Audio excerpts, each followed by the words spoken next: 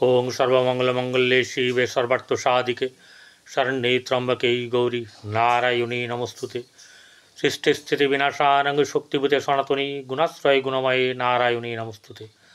जय बड़ मायर जय, जय महादेवी महामायर जय। प्रत्येकेर जीवन सुंदर और आनंदमय होक, प्रत्येके सुखे थाकुन, आनंदे थाकुन एवं दूधे भाते थाकुन। श्री श्री पद्मावती मा एवं बड़ मायर निकट এই प्रार्थना करी। आजकेर विषयबस्तुटी सत्यि सत्यि अत्यंत गम्भीर भाबबार ব্যাপার এবং सबचेয়ে बड़ कथा হচ্ছে যে সাবধানতাও প্রচণ্ড পরিমাণে প্রয়োজন।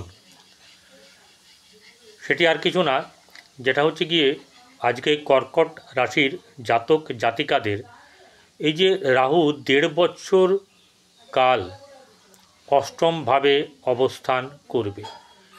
এই ১.৫ বছর কাল অষ্টমভাবে অবস্থান করে এই রাশির জাতক জাতিকা অর্থাৎ কর্কট রাশির জাতক জাতিকারা আখেরে কি ফল পেতে চলেছেন।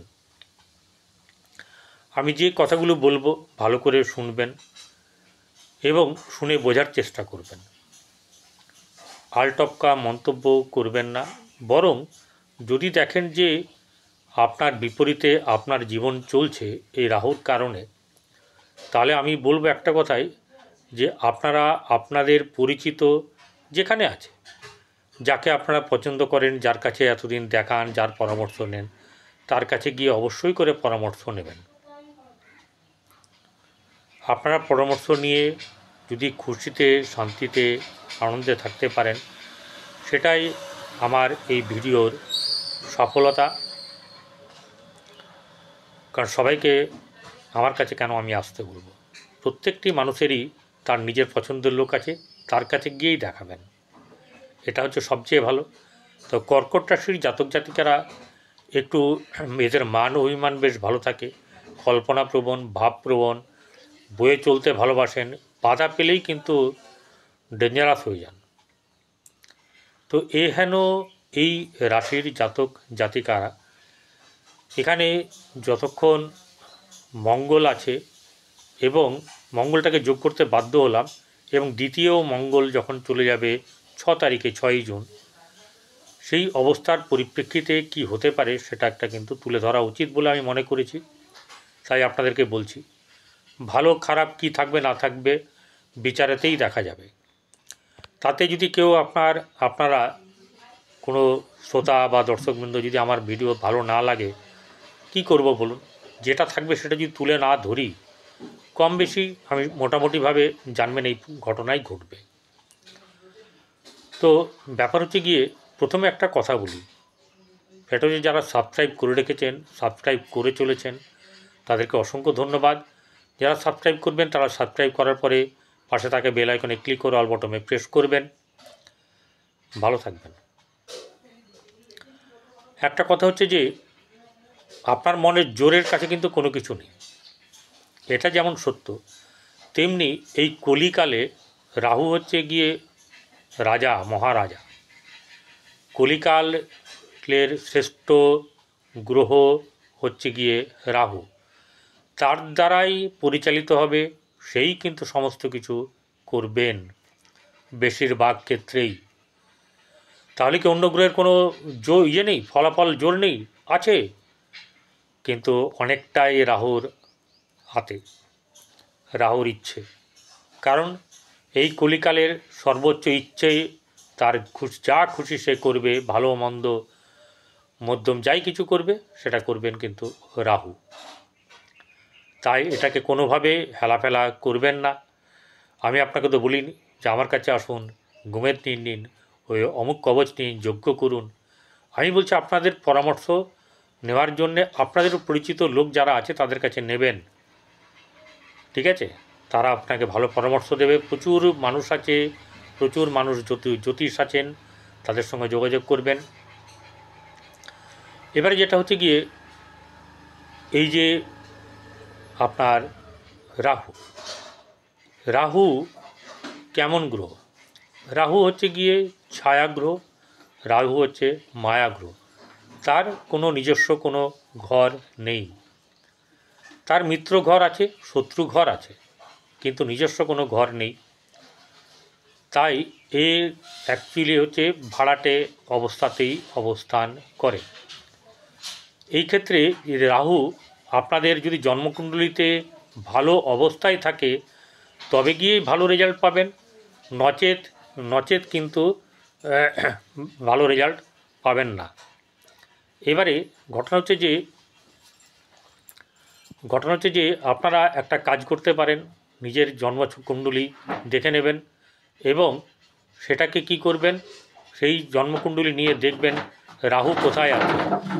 রাহু যদি লগ্ন বা আপনার রাহু যদি লগ্ন অথবা আপনার রাশিতে থাকে, সেখান থেকে 1, 3, 6 মানে 3 একটা বাদ দেবেন, একটা তো পড়ছেই, 3, 6, 10, 11 এখানে কিন্তু আপনারা কি করবেন দেখবেন এখানে আছে কি না। যদি থাকে তাহলে নিশ্চিন্তে থাকুন অনেকটাই, যদি না থাকে তাহলে কিন্তু গণ্ডগোল আছে। এই রাহু অষ্টমে গিয়ে আপনার যে দুর্ঘটনাই ঘটাবে তা নয়, রাহু সবসময় খারাপ করে দেয় এই ধারণাটা ভুল। রাহু বহু কিছু দেয়। রাহু দেখুন, একটা কথা হচ্ছে যে সে সিদ্ধি লাভ করেছে, তপস্যা করেছে, তার মানে তার মধ্যে কিন্তু এই ব্যাপারটা ভাবটা আছে, ঠিক আছে। সে কিন্তু এই দিকে ঈশ্বরের প্রতি তার মনোভাব ভালো আছে। তাই ঈশ্বরের প্রতি মনোভাব যদি রাখেন, যদি শিবকে ভালোবাসেন, শিবকে যদি আপনি মানে প্রতিনিয়তই তার যে কাজ কারবার করা উচিত এই রাহুকে ঠিক করার জন্যে, সেগুলো যদি ঠিক করে করেন অনেক হয়ে যাবে। যাই হোক, রাহু অষ্টমে অশুভ গ্রহ, রাস্তাঘাট দেখে শুনে পারাপার করবেন, কারোর সঙ্গে কোনোভাবে খারাপ ব্যবহার করবেন না। দ্বিতীয় থাকবে কেতু, এই দ্বিতীয় কেতু থাকবে লগ্নে মঙ্গল, এই মঙ্গল রাহুকে দেখবে, সেটা অত্যন্ত খারাপ।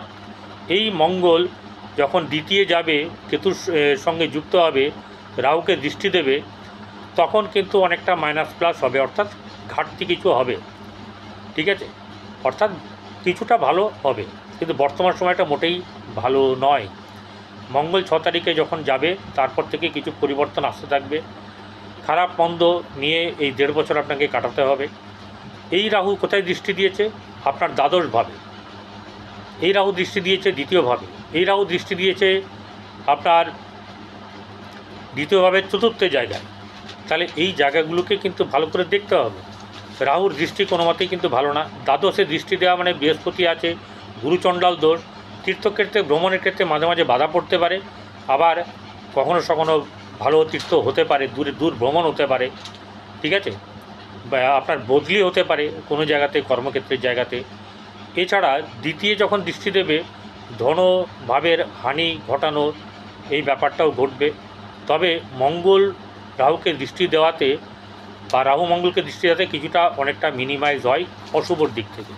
সেই ক্ষেত্রে আত্মীয় স্বজনের সঙ্গে সম্পর্কের কিন্তু অবনতি কিছু হবে, অর্থ হাতে থাকতে চাইবে না, এরকম ব্যাপারগুলো কিন্তু ঘটবে। এছাড়া যখন আপনার চতুর্থভাবে বৃহস্পতির দৃষ্টি আছে, মঙ্গলের দৃষ্টি আছে, বর্তমান সময়ে বুধের দৃষ্টি আছে, পরে শুক্রের দৃষ্টি আসবে, বুধ সরে যাবে, এরপরে রাহুর দৃষ্টি। তাহলে চতুর্থ জায়গাটা খুব ইম্পর্টেন্ট। আপনার বাস্তু, সেই বাস্তুর জায়গায় যদি আপনার ঠিক না থাকে সব কিছু, তাহলে কিন্তু গণ্ডগোল, ঠিক আছে।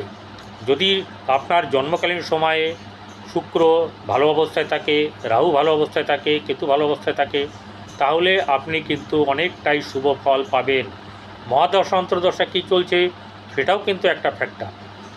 তাহলে চতুর্থ জায়গার অধিপতি শুক্রকে দেখতে হবে। চতুর্থ ঘর হচ্ছে গিয়ে বন্ধু বান্ধব, মা, মন মানসিকতা, ঘর বাড়ি, ভ্রমণ, সুখ, এইসব ব্যাপারে কিন্তু কখনো কখনো খুব উৎফুল্ল ভাব, কখনো কখনো আবার মন মরা ব্যাপারও আসার সম্ভাবনা আছে। তাহলে আপনাকে নিজেকে কী করতে হবে? সচেতন থাকতে হবে। কারোর সঙ্গে ঝুটঝামেলা, কারোর সঙ্গে আপনার মন মানসিকতার খারাপ করা, শুভ সম্পর্কে অশুভ করা, মুখ দিয়ে বাজে কথা বলা, এই জিনিসগুলো কিন্তু আপনার করা নিষিদ্ধ, করা উচিত হবে না। তাহলে অর্থনৈতিক দিক থেকে আপনার চাপ সৃষ্টি হবে এবং সেটা কোনো মতে ভালো হবে না। তাই রাহুর প্রতিকারার্থে একটা কথা বলবো যে আপনারা বাথরুম বা পায়খানা বুধবার বা শনিবার পরিষ্কার করবেন, এতে খুব ভালো হয়। এছাড়া পূর্ব দিকে মুখ করে রান্নাঘরে বসে একবার অন্তত দিনে খাবেন। বেশিরভাগ সময় খেলে ভালো, নাহলে একবার অন্তত দিনে খাবেন, তাতে আপনাদের কিন্তু অনেক অনেক ভালো হবে।